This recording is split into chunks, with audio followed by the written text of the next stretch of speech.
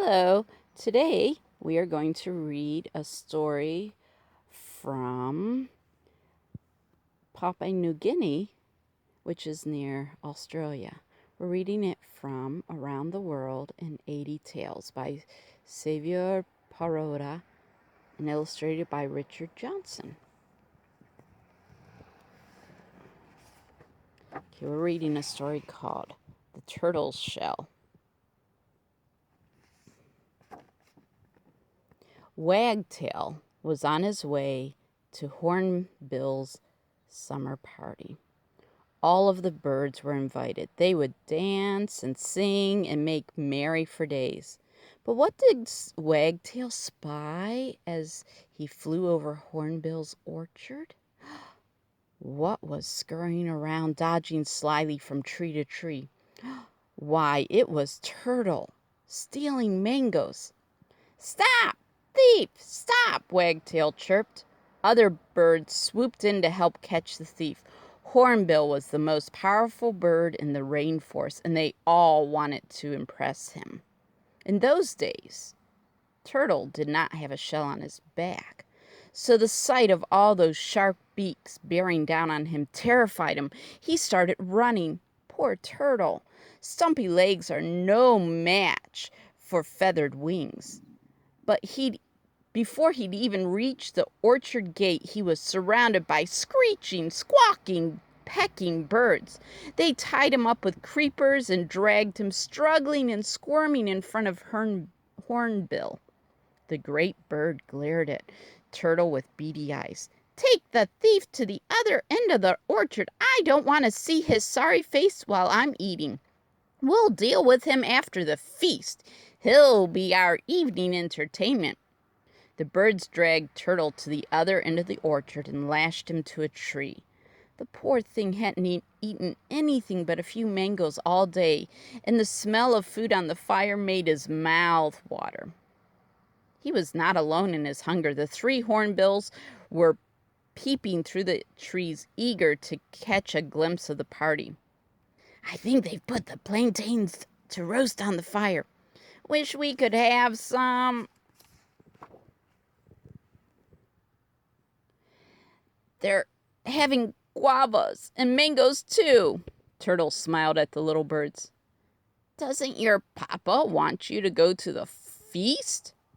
"No, he says we're too young. The summer celebrations is for grown-ups only.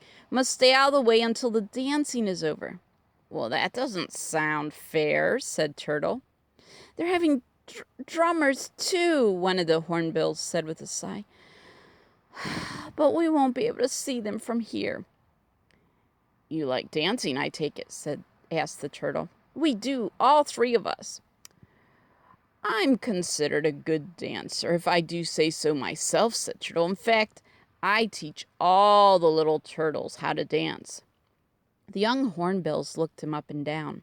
The turtle seemed a little bit old, a little bit too plump to be a dancer. "Do you? Untie me and I'll show you a great dance." The hornbills looked at each other. Papa was feasting on the other end of the orchard. He would never find out what they had done. So eagerly they pecked at the creepers with their beaks until the plants lay in shreds on the ground. "Go on, Mr. Turtle.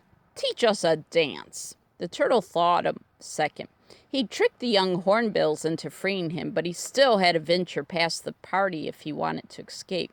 And that meant facing those birds' razor-like beaks and claws again.